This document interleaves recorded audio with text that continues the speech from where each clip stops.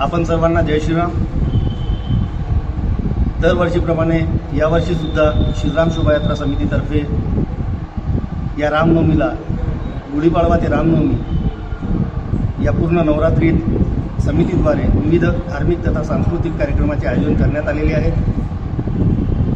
विशेषतः विशेष आकर्षण म्हणून आम्ही नवपिढीसाठी 2 तारखेला सकाळी 7 वाजता गांधी चौक इथे सामूहिक श्रीराम रक्षास्तोत्र आणि सामूहिक हनुमान चालीसा पठण हे कार्यक्रम ठेवलेले आहेत, ज्याच्यात मोठ्या प्रमाणात शहराचे आणि शाळेचे विद्यार्थी सहभागी होणार आहेत। त्याचप्रमाणे आमच्या क्षेत्राचे आमदार नरेंद्रजी भोंडेकर यांनी कैलाश खेर या प्रख्यात गायकाची विशेष प्रस्तुती रेल्वेनगर खातरोड इथे आयोजित केलेली आहे। ती 5 तारखेला आहे। 6 तारखेला सकाळी 8 वाजता शीतलामाता मंदिर इथून दरवर्षीप्रमाणे समिती आणि बजरंग दल तर्फे शहरात भव्य बाईक रॅलीचं आयोजन करण्यात आलेलं आहे।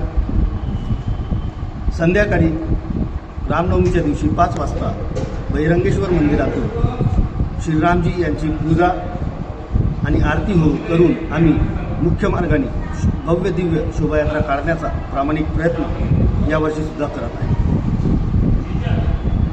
यावर्षी श्रीराम शोभायात्रा समिती भंडारा याचे अध्यक्षपदाचे दायित्व मला देण्यात आलेले आहे।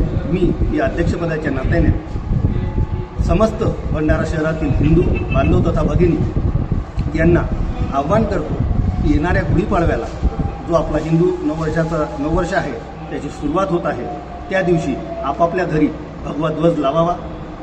भगवा ध्वज हा समितीतर्फे अवघ्या 40 रुपयात 1 मीटरचा भगवा ध्वज आमचे देशपांडेजी यांचं प्रतिष्ठान आहे मंदिराच्या बहिरंगेश्वर मंदिराच्या बाजूला तिथे उपलब्ध आहे। ज्या हिंदू बांधव आणि भगिनींना जर शक्य होत नसेल भगवा ध्वज घेणं तर माझ्या प्रतिष्ठानामध्ये MY मार्केटिंगमध्ये ते मी यावर्षी अध्यक्ष या नात्याने निःशुल्क वाटणार आहे। पण शहरात जे येतात लोक, बाहेरचे लोक येतात, आपल्या घरावर प्रत्येक हिंदूंनी झेंडा लावावा या हिशोबाने झेंडा लावावा की बाहेरचा येणारा व्यक्ती या शहरात किती हिंदूचे घर आहेत हे ओळखू शकतो। पुन्हा एकदा समस्त हिंदू बांधव तथा भगिनींना येणाऱ्या हिंदू नववर्षाच्या हार्दिक शुभेच्छा। जय श्रीराम।